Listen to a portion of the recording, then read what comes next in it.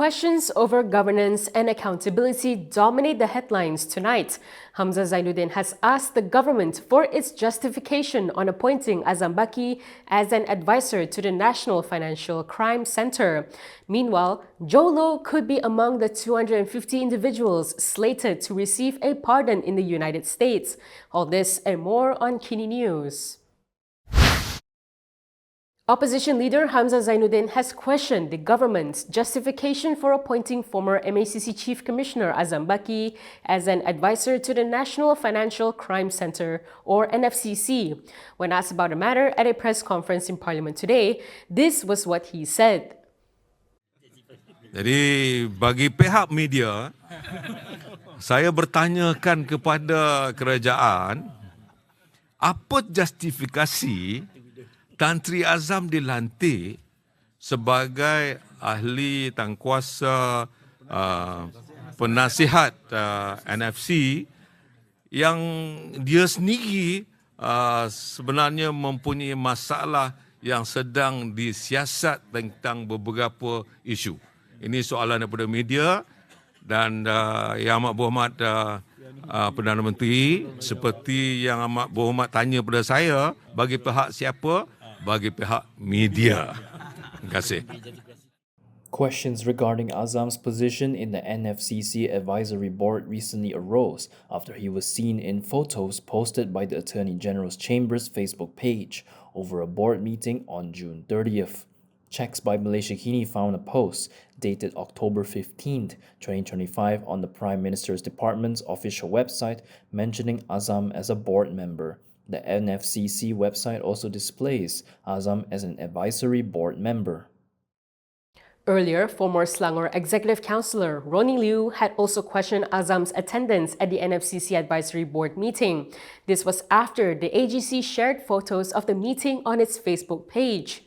It said the meeting discussed financial crime prevention initiatives and efforts to strengthen strategic interagency cooperation to improve the country's fight against it. In a Facebook post, Liu questioned whether Azam had been appointed to the NFCC Advisory Board.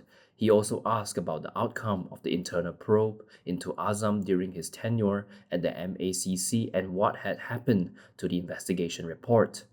Liu also questioned why there is no Royal Commission of Inquiry on Azam and the corporate mafia claims. Yesterday, 5 PKR MPs also urged the government to disclose the findings of investigations into Azam's shareholdings.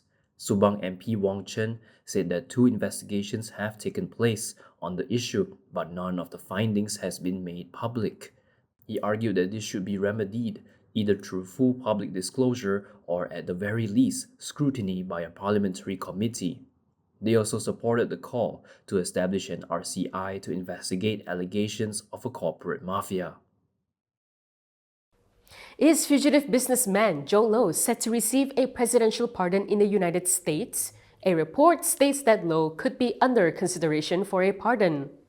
A report in The Atlantic said that the White House is discussing the possibility of announcing presidential pardons as a central feature of the nation's 250th Independence Day celebrations over the July 4th weekend, according to 14 people familiar with the conversations.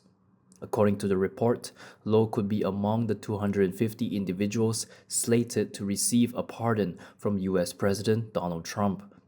Pras Mitchell of the music group Fugees is also being considered for a pardon.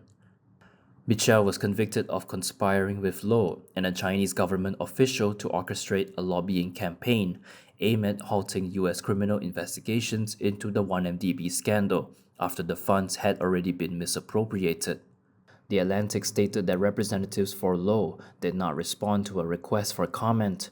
It also reported that Trump's advisors remain divided over whether issuing mass pardons to mark the anniversary of US independence would be a good idea. One advisor reportedly said that there had been polling that suggested that a mass pardon could benefit the president, but any action was unlikely by Independence Day. The report said that the possibility of mass pardons has sparked a global surge in lobbying and deal-making, with even slight proximity to the president becoming something that can be monetized. Previously, Prime Minister Anwar Ibrahim had said that Putrajaya would not file a protest against Low's application for a pardon from Trump. He said while Malaysia does not support Low's attempt, it is a matter for the US and the issue does not arise for Malaysia. From now on, you can also listen to KiniNews on Spotify and Apple Podcasts. Scan the QR code on the screen to follow us.